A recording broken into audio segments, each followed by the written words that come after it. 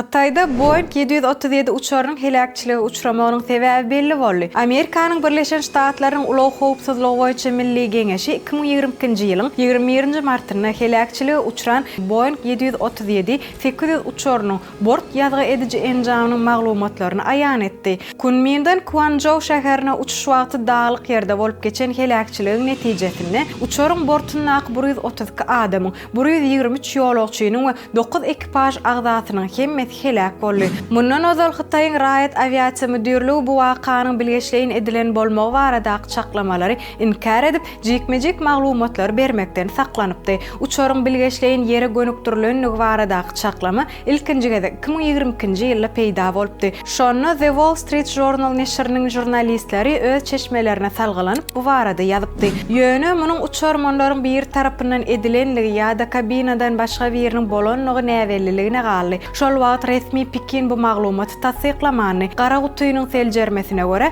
uçarmanlaryň biri uçary dogurlamaga çalyşypdyr. Beýlekisi bolsa liner dikligini aşaklygyna gönükdiripdir. Helakçylykdan az wagt öň iki hereketlenirji we автопилот hem öçürilýär. Ekipaj kömek sorap hiç ýeli signal bermäänler. Mundan başga da Xitayň aviasiýa edaralary uçarda tehnik näsarlygy hiç ýeli alamatlaryny tapmady. Deriňeň häzirki netijeleri Amerikanyň Birleşen Ştatlarynyň we Xitayň hünärmenleriniň bilelikdäki iş netijesine el ýeterli boldy. Amerikaly hünärmenler deriňew işine helakçylyga uçuran uçaryň Amerikanyň Boeing korporasiýasy tarapyndan öndürilen sebäpli goşuldy. Hasabata görä uçaryň aşağı gaçmagy hereketlenirjilere ýangyjyň berilmeginiň mejburi öçürilmegi sebäpli bolup geçipdir. Degişli rıçaglar el bilen öçürilen ýagdaýyna geçirilipdir we olary hatda gaýtadan işçen ýagdaýa getirmek üçin hiç ýeli synaşyk edilmäändir.